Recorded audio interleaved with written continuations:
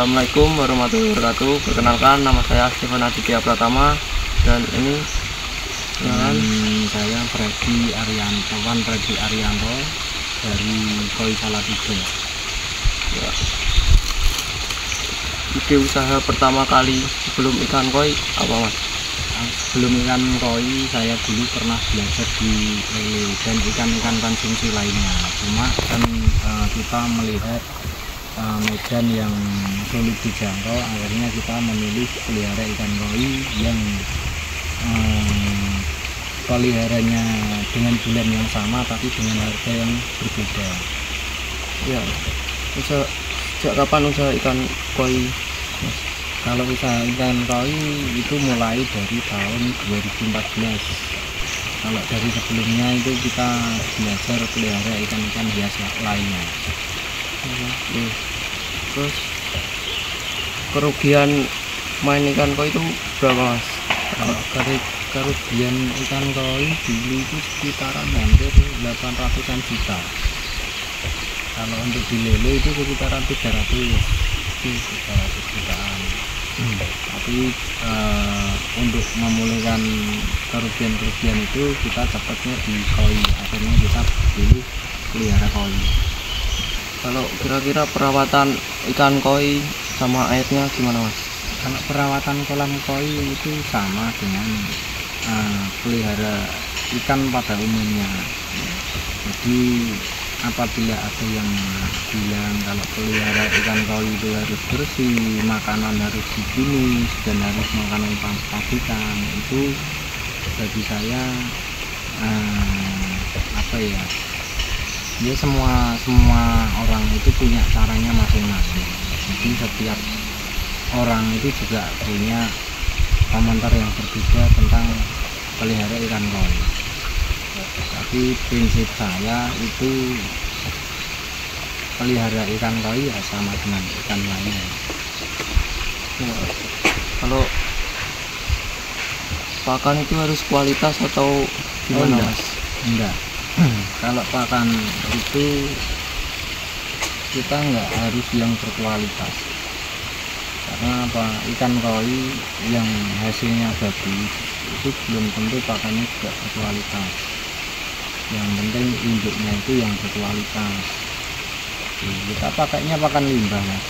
Enggak pakai pakan pabrikan. Pakan pabrikan itu setelah pasca panen atau mau dijual itu baru kita mau pakai pakan pelet. Kalau habis panen kira-kira penghasilannya berapa, Mas? Kalau penghasilan kita nggak nentu, karena biasanya itu setelah kita panen itu biasanya terkena jamur. Jadi kita tergantung satu daya beli, yang kedua kali cuaca. Kemarin habis banjiran 3 kolam, ini 4 kolam ini banjiran semua, jadi kita cuma panen 1 kuintal itu kalikan 100.000, sekitaran 10 juta. Jadi jadinya sangat banyak, Mas. Kerugian tidak terlalu banyak, Mas, karena kan kita pakai pakan limbah itu kan 1 kilonya cuma 3.000, Mas. 3.000. Kita kemarin habis pakan itu 3 bulan sekitaran 5 kuintal. Jadi katakanlah berapa? 5 kuintal kali sekitaran 1.500.000. Kalau misalnya ikan kena penyakit jamur atau butuh air gimana? Itu pada dasarnya ikan yang sudah sakit itu sulit disembuhkan atau bahkan tidak bisa disembuhkan. Nah, tapi kalau untuk antisipasi sebelum terkena penyakit itu bisa ditanggulangi. Tapi kalau sudah terkena penyakit tidak akan bisa tanggulangi. Jadi agak ribet, Mas, ikan koi. Enggak terlalu ribet, Mas, kalau ikan koi, Mas. Ya ikan yang penting kita tahu cuaca. Kalau cuaca hujan itu kita untuk pakan kita stop dulu. Tapi kalau panas dan cuacanya mendukung, enggak berubah-ubah, itu kita kasih makan full. Ya, kalau pH ikan koi atau tergantung cuaca. pH ikan koi itu 6 sampai 7. 6 sampai 7. Kalau suhu itu di bawah 19 derajat, katakanlah 17, itu masih bisa hidup koi. Bahkan kalau di daerah lain, misalkan di Korea, di Cina, Jepang, itu bisa minus derajatnya, itu ikan koi masih bisa hidup. Kalau ikan koi jenis yang paling bagus yang menguntungkan itu apa mas? Kalau yang paling bagus dan yang paling menguntungkan itu dominan, Mas. Kita lihat polanya, pola ikan koi, terus ya terutama pola budi itu perlu, itu yang kalau untuk jenisnya itu sampai sekarang masih dipegang sama selaku, sampai sama soa. Dari sumber langsung atau gimana? Ini air dari sumber langsung.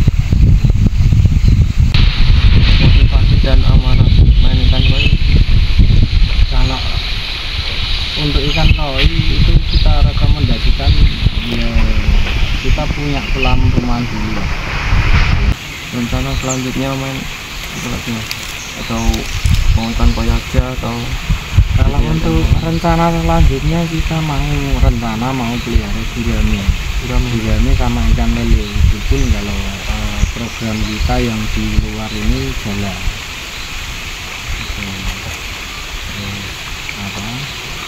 Ya nanti kita lihat ke belakangnya seperti apa. Intinya bagi yang mau belajar silahkan kesini. Untuk yang mau belajar siapapun, kapanpun, saya tunggu.